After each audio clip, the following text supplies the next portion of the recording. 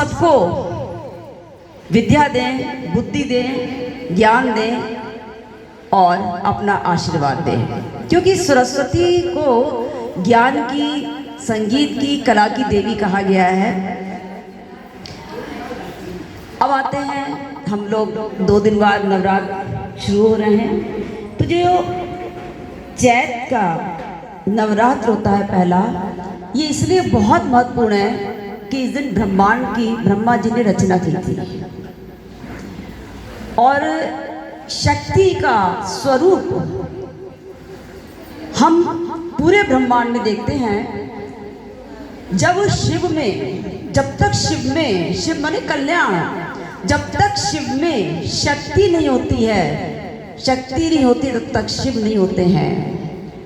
शव होता है जब उसमें ई की मात्रा लगती है, अर्थात शक्ति का आवाहन हो जाता है, तब शिव बनता है, कल्याणकारी बनता है। और वो जो शिव हैं वो ही शक्ति के आराध्य हैं, और जो शक्ति है वो शिव की आराध्य है।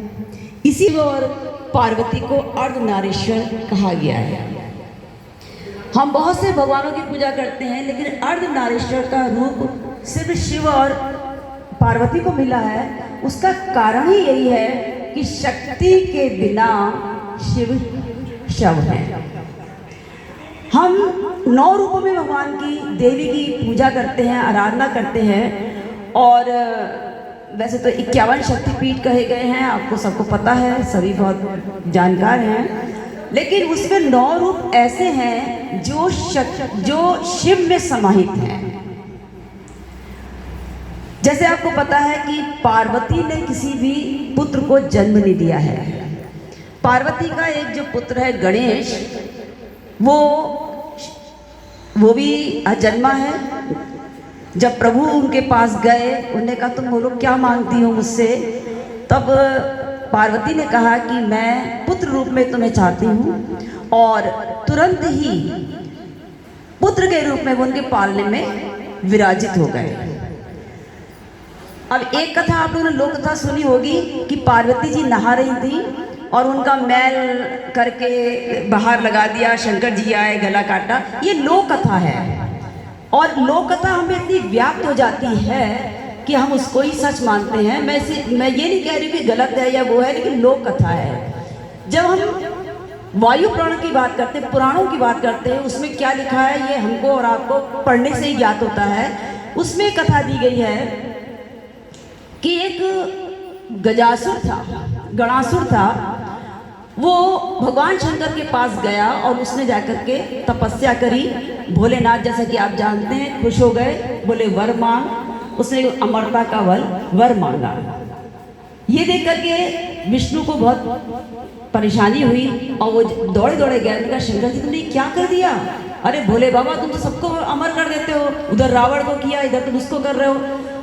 तो उन्होंने कहा फिर क्या करा जाए? तो उसने कहा कि अच्छा मैं जाता हूँ। वो गए गणासुर के पास और बोले देखो तुम शंकर भगवान से कुछ और वर मांग लो अच्छा सा, ताकि तुमको ही सबसे पहले प्रतिष्ठित किया जाए। सरस्वती ने उसकी बुद्धि फेरी और वो गए और शंकर से कहा कि शंकर भगवान ने कहा तुम अपना वरदान बदल लो, मतलब कुछ और ले लो। तो उन्होंने कहा ठीक है, मैं आपसे वरदान मांगता हूँ कि सबसे पहले मेरी ही पूजा हो, प्रतिष्ठित करिए ऐसा। तब शंकर ने कहा तथास्तु।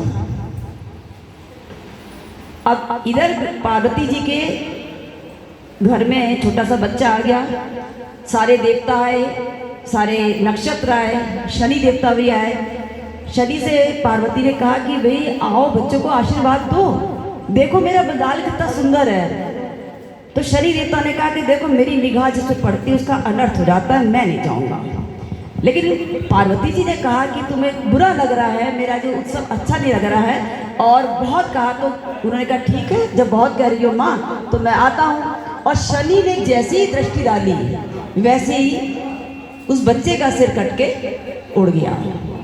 अब सारे महल में दुख छा गया कि भाई शनि ने उनका बच्चे को मार दिया, क्या करा जाए क्या करा जाए।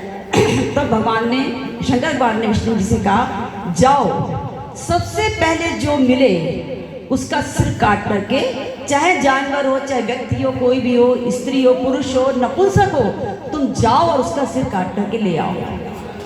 ये तो प्रभु की माया थी। वो जब वो गए तो वहां पर वही असुर बैठा हुआ था, गणासुर, उसका सिर काट करके भगवान विष्णु लाए और उनको गणेश ने प्रतिष्ठित किया। और उसको तब अब उसका सिर जो था हाथी जैसा, राक्षसों जैसा था, बड़े था। तो पार्वती मैया ने कहा, भाई ये तो तुमने बहुत गलत कर दिया, मेरे बच्चे था, सुंदर पुत्र था मेरा। तब भगवान ने कहा, तू परेशान मत हो भार्या, इसकी सबसे पहले पूजा होगी, रूप से नहीं, इसके गुणों से दुनिया इसको सबसे पहले प्रतिष्ठित करेगी। अब इस वरदान के द्वारा, इन शब्दों के द्वारा, उधर तो उन्होंने गणासुर का दिया हुआ वचन पूरा किया, इधर पार्वती मैया को दिया हुआ, पार्वती मैया को संतुष्ट कर दिया, और इस तरह से गणेश का वो। तो जो गणेश जी थे वो पार्वती जी ने जन्म नहीं दिया था। ऐसे ही कात्यायनी ने, उनका जो दूसरा पुत्र था, उसको कात्यायनी, जो कार्तिकेय को कात्यायनी जन्म दिया था, पार्वती ने जन्म नहीं दिया था। तो जो शिव और शक्ति पार्वती हैं, ये विशुद्ध शक्ति हैं। पूरे ब्रह्मांड में, पूरे हमारे जितने देवी देवता हैं, ये विशुद्ध शक्ति है, क्योंकि इन्होंने संसार को बनाया तो है, सारे संसार को बनाया, सारे संसार को पालन करते हैं, विनाश भी करते हैं। और जो अग्नि है, अग्नि भी शंकर के नेत्र, दोनों नेत्रों के बीच में जो तीसरा नेत्र है, उसके नीचे से उसका प्रादुर्भाव हुआ, ऐसा लिखा गया है। ये पुराणों की बात बता रही हूँ, मेरी बात नहीं है। तो हम 9 रूपों में जिनकी शक्ति की पूजा करते हैं, वो हमारे शिव के और पार्वती के अंदर प्रतिष्ठित हैं। इसलिए आप देखो, जितने भी सुहागिन वाले त्योहार होते हैं, उसमें माँ पार्वती की ही प्रतिष्ठा की जाती है, पूजा की जाती है। क्योंकि शिव और शंकर, शिव और पार्वती के अंदर सभी देवता, सभी ग्रह, नक्षत्र, सब कुछ उनमें प्रतिष्ठित हैं। और ये 9 रूप भी, उनके 9 रूपों की जो अलग अलग कथा है, वायु पुराण में दी है, अलग अलग तरह से दी है। बहुत अच्छी कथा है कि कैसे पार्वती में कात्यायनी, प्रथम शैलपुत्री च आदित्य ब्रह्मचारिणी, तिथि चंद्रघंटेति कुष्माणी चतुर्गा, ये जो 9 रूप है, ये कैसे पार्वती के अंदर समाहित है, इस पर बहुत सुंदर वर्णन किया है, लेकिन बहुत विस्तृत रूप में है। कभी हम उस पर विचार करेंगे। इस सुंदर अवसर के लिए, इस आने वाले नवरात्र के लिए, नए वर्ष, नए विक्रम जो हमारा वर्ष आ रहा है, उसके लिए, संवत्सर के लिए मैं आप सबको शुभकामनाएं देती हूँ। बहुत सूर्य सुनते हैं इसका राजा है, तो जिसका राजा सूर्य होगा तो वो तेजस्वी होगा। हम सभी लोग बहुत खुशी के साथ अपनी ज़िंदगी में आगे बढ़ें। सब लोग का बहुत शुभ हो, मंगल कामनाएं हो, इसी तरह मंगल गान होते रहें। मैं इन शुभकामनाओं के साथ धन्यवाद।